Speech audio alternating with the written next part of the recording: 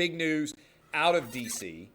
The United States has announced a diplomatic boycott of Beijing Winter Olympic Games in 2022. Now, I don't think this is that big of a deal. I think it's the absolute bare minimum that we could do. But what I'm starting to see and being encouraged by is your boy right here has been big on asking American sports to hold China to a high standard and hold them accountable for all of their lies, for their human rights violations, for infecting COVID upon the entirety of the world, for lying about COVID for as long as they did. All of these things have been a real significant impact on the world and reflective of us needing to hold China accountable for all of their lies. And most people have not been willing to do that across the country. Well, started with the WTA.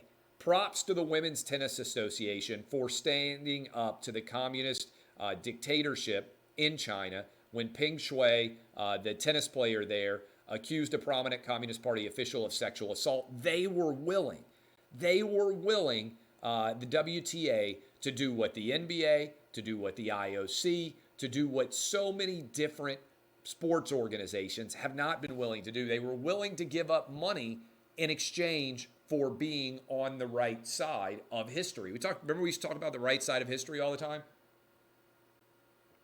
Guess what? Being in favor of women's rights and being in favor of basic human rights, it's always the right side of history. Most people who talk about the right and wrong side of history haven't actually spent that much time studying history, believe it or not. But the WTA stood up.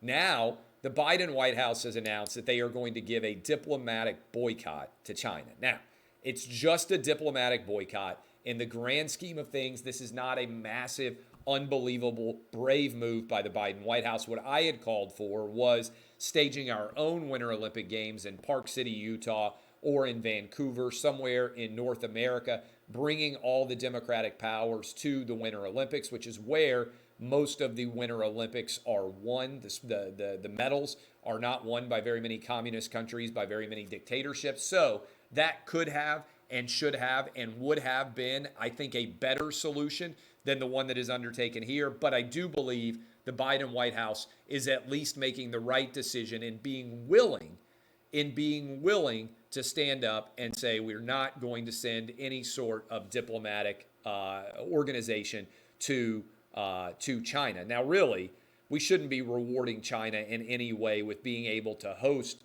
the Winter or the Summer Olympics for that matter. I think we should pull out, but that's what's going on right now.